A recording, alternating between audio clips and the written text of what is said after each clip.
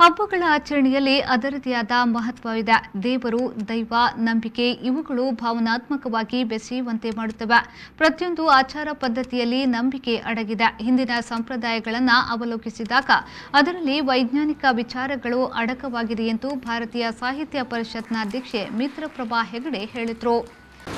ನಮ್ಮಲ್ಲಿ ಯಾವುದೇ ಒಂದು ಜನಾಂಗ ಸ್ಥಿತಿಯ ಶಿಖರವನ್ನು ಏರಬೇಕು ಅಂತಾದರೆ ಭೂತಕಾಲದ ನೆನಪು, ವರ್ತಮಾನದ ಅರಿವು, ಭವಿಷ್ಯತ್ತಿನ ಕಲ್ಪನೆ ಈ ಮೂರು ಇರಬೇಕು.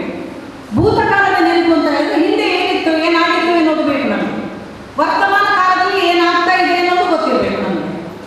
ಭವಿಷ್ಯತ್ ಕಾಲದಲ್ಲಿ ಏನಾಗಬೇಕು ಅನ್ನೋ ಕಲ್ಪನೆ ಕೂಡ ನಮ್ಗೆ ಇರಬೇಕು. ಹಾಗಿದ್ರೆ ಮಾತ್ರ ಒಂದು ಯಾವುದೇ ಜನಾಂಗ ಅಥವಾ ವ್ಯಕ್ತಿ ಕೂಡ ಯಶಸ್ಸನ್ನು ಸಾಧಿಸಲಿಕ್ಕೆ ಸಾಧ್ಯ ಆಗುತ್ತೆ.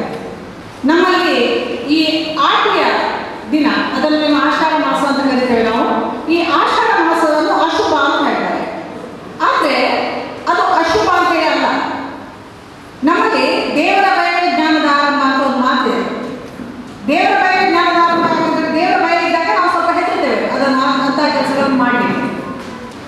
ನಮ್ಮಲ್ಲಿ ಜಾನಪದದಲ್ಲಿ ಮಾತು ಬರುತ್ತೆ, ಮನೆಯೇ ಮೊದಲ ಪಾಠಶಾಲೆ, ಜನನಿ ತಾನೇ ಮೊದಲ ಗುರು, ಜನನಿಯಿಂದ ಪಾಠ ಕಲಿತ ಜನರು ಧನ್ಯರು.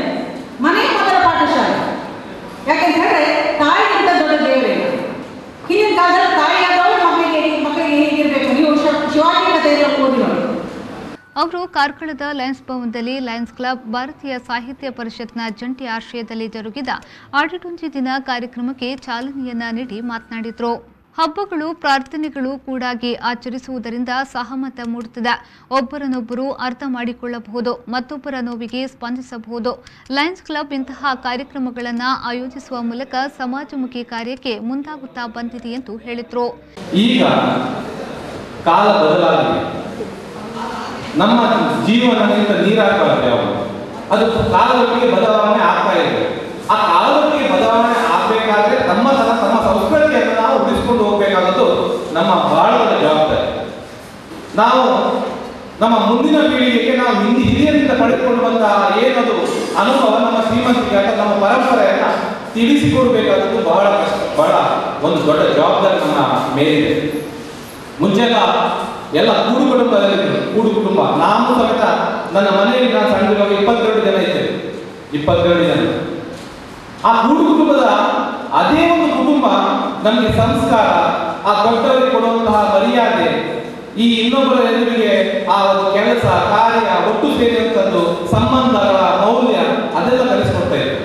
ಈಗ ಒಂದೊಂದು ಮನೆಯಲ್ಲಿ 2-3 ಜನ ಇರ್ತಾರೆ. ಈ ಸಂದರ್ಭದಲ್ಲಿ ಲಯನ್ಸ್ ಕ್ಲಬ್ನ ಮಿಥುನ್ ಹೆಗಡೆ, ಸುಭಾಷ್ ಸುವರ್ಣ, ಡಾಕ್ಟರ್ ರಾಬರ್ಟ್ ಡಿಮೆಲೋ ಮೊದಲಾದವರು ಉಪಸ್ಥಿತರಿದ್ದರು.